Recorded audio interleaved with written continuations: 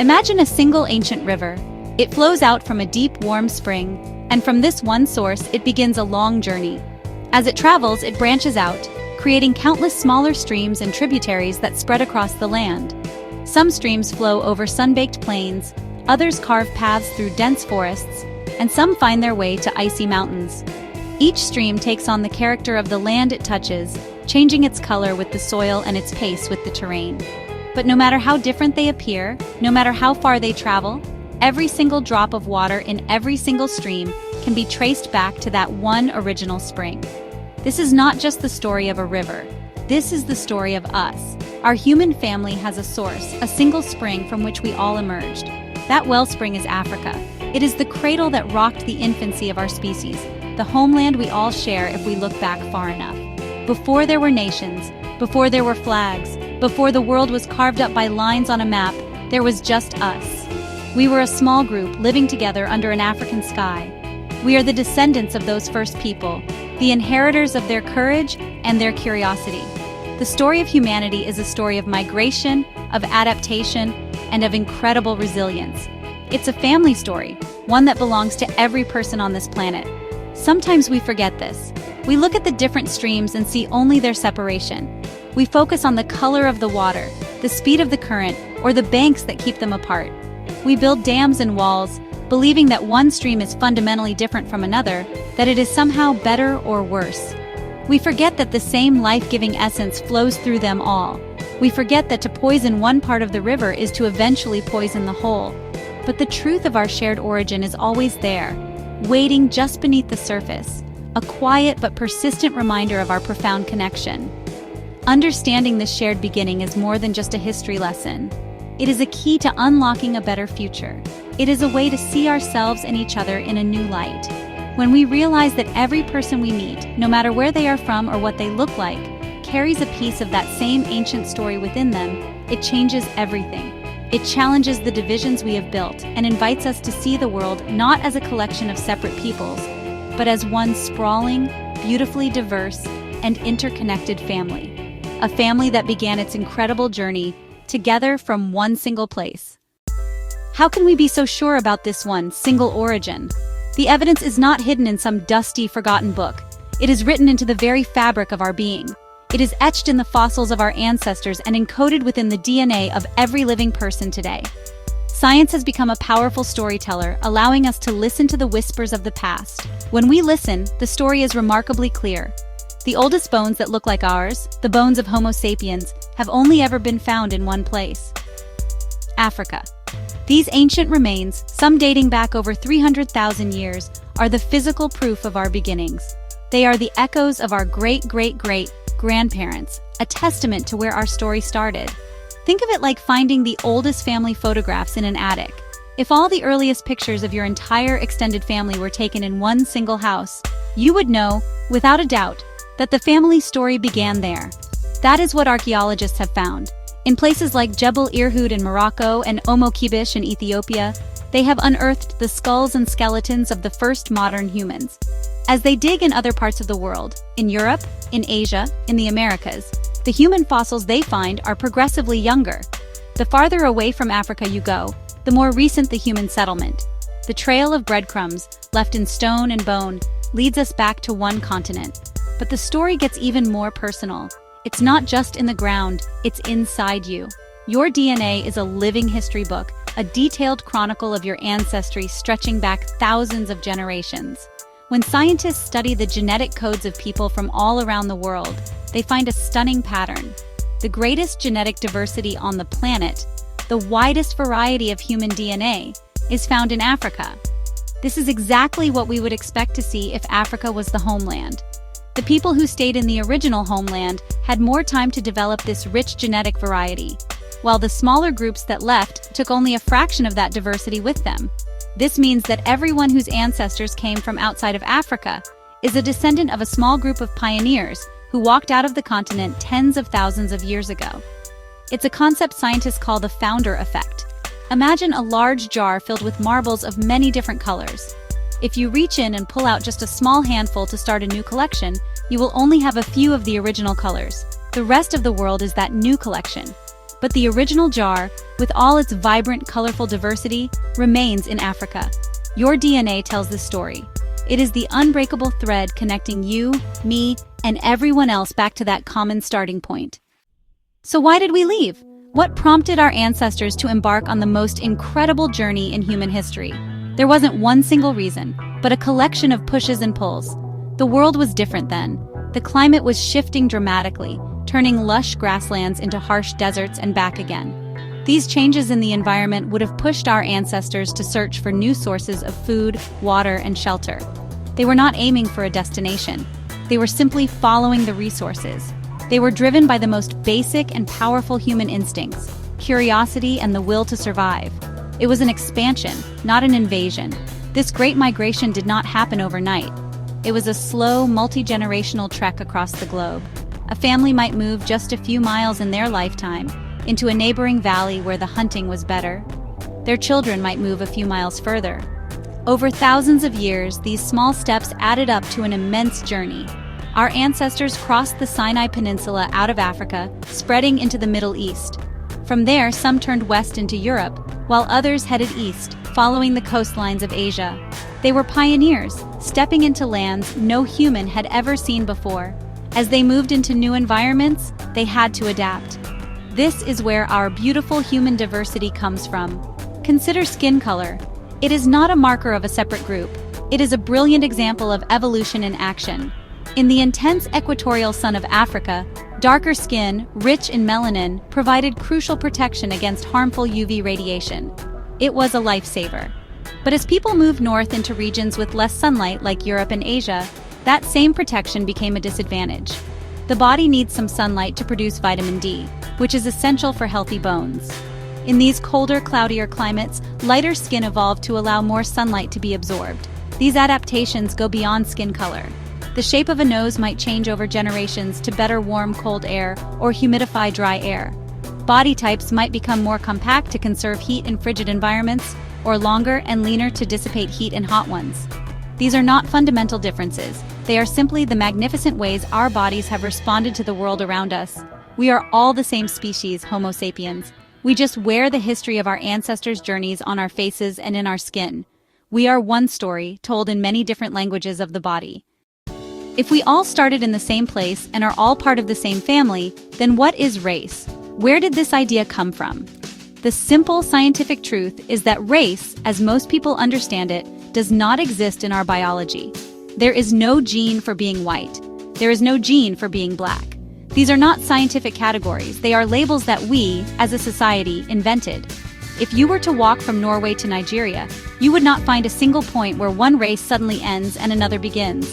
You would only see a slow, gradual, and seamless change in appearance, a beautiful spectrum of human variation. Science has proven this time and time again. If you take the DNA of any two people on Earth, you will find that they are 99.9% identical. That tiny 0.1% of difference accounts for all the variations we see, from eye color to height to our susceptibility to certain diseases. But here's the crucial part. The genetic variations that we associate with race, like skin color, are literally only skin deep. They don't correspond to any other meaningful complex traits like intelligence, talent, or character.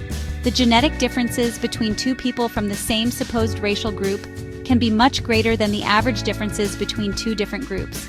So if race isn't a biological reality, what is it? It is a social construct. It is a set of ideas and categories that were created by people for political and economic reasons at a specific point in history. These categories have changed over time and from place to place. In the United States, a person with any known African ancestry was often classified as black. But in Brazil, a person with the same ancestry might be considered part of a different category altogether. If race were real, its definition wouldn't change when you cross a border. It is a powerful fiction, a story we have told ourselves. Think of it like constellations in the night sky. We connect the dots between stars to create images like Orion or the Big Dipper. The patterns are not really there in space. The stars are separated by vast distances and have no real connection to each other. We impose the pattern on them to make sense of the sky.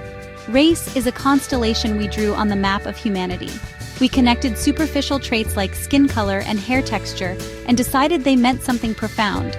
But the lines we drew are imaginary. underneath it all, we are all just stars in the same human galaxy. You know, a story can be a source of wonder and connection, but honestly, it can also be a weapon. The story of race was not created to celebrate human diversity. It was invented to justify inequality. It actually emerged during the Age of Exploration, when European powers were colonizing other parts of the world and building the transatlantic slave trade. They needed a way to rationalize the brutal acts of conquering lands, exploiting resources, and enslaving millions of people. I mean, how could you claim to believe in liberty and justice while holding another human being in bondage? You had to convince yourself and the world that they were not fully human. This is where the idea of a racial hierarchy was born. European thinkers began to classify humanity into separate and unequal categories. They placed their own race, the white race, at the top of this imaginary ladder. They assigned it traits like intelligence, morality, and civilization. Other groups, particularly Africans and indigenous peoples of the Americas, were placed on the lower rungs.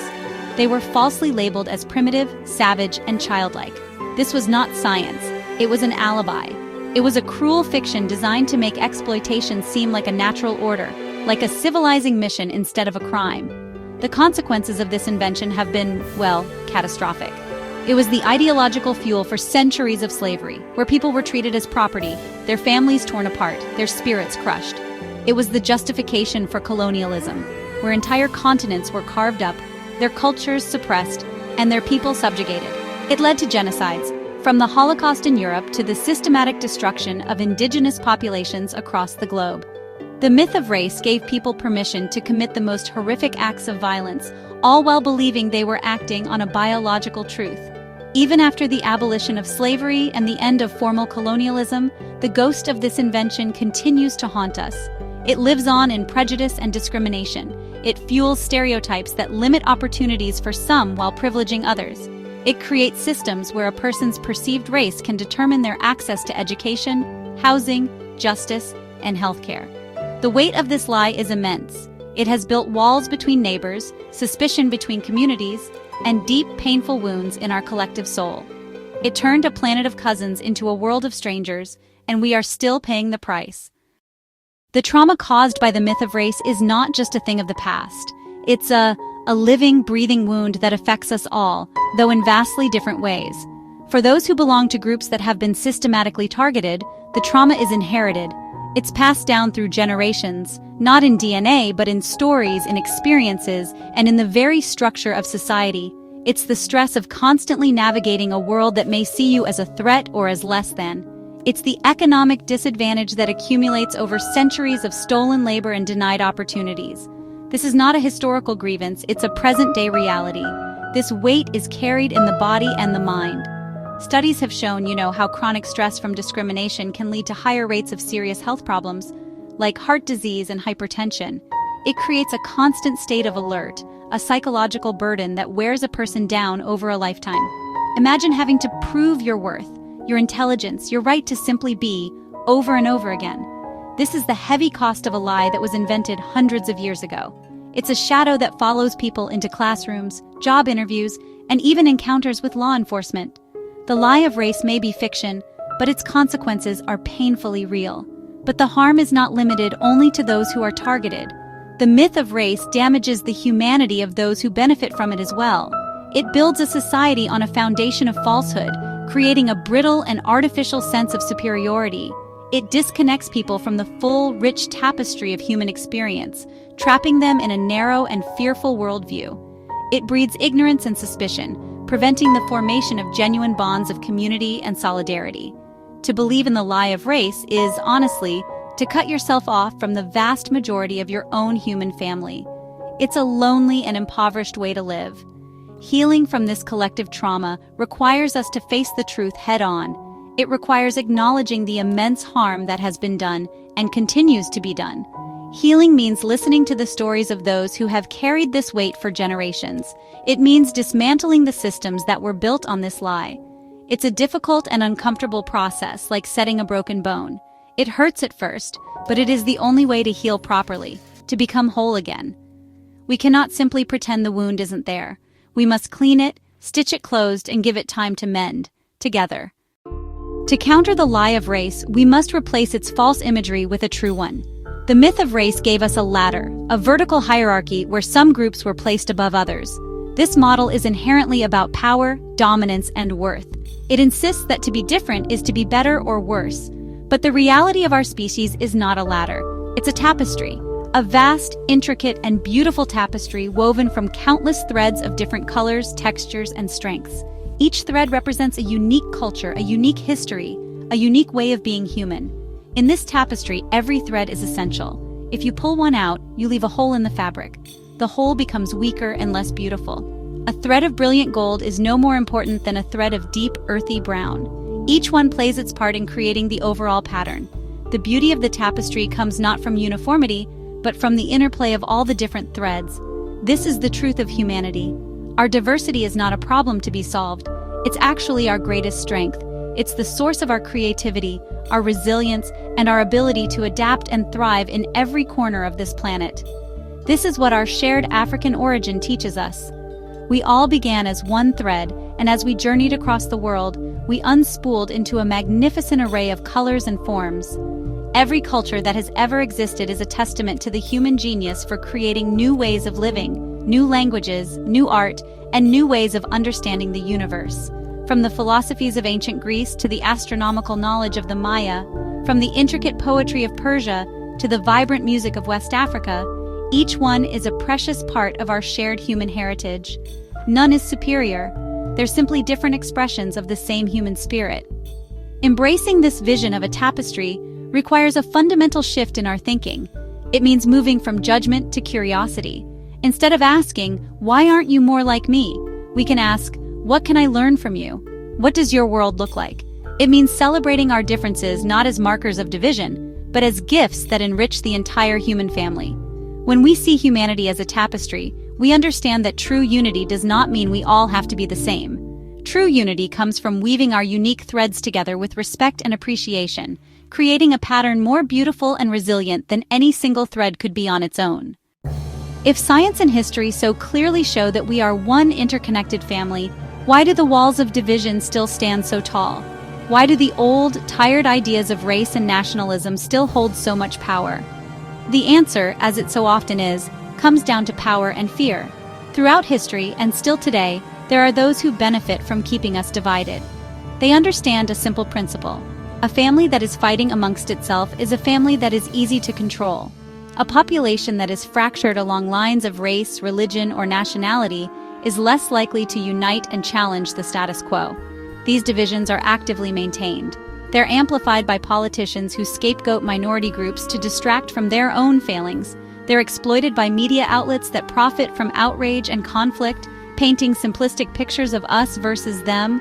They're reinforced by economic systems that pit working people against each other in a scramble for scarce resources, suggesting that a gain for one group must mean a loss for another.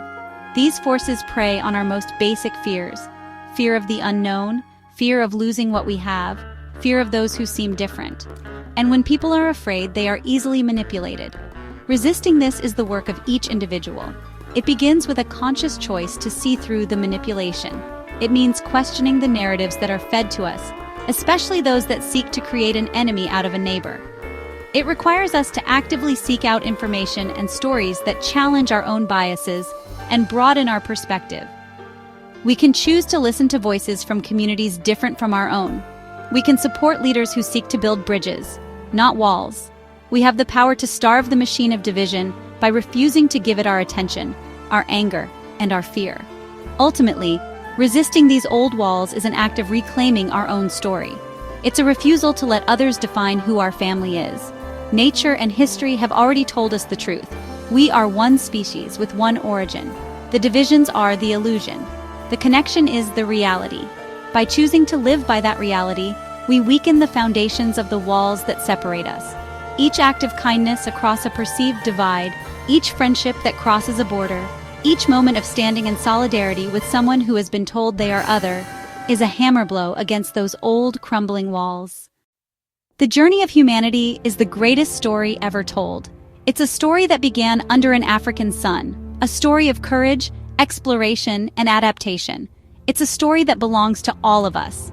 The lines that have been drawn between us are recent inventions, scars left by fear and greed, but they are not as deep or as permanent as the bonds that tie us together.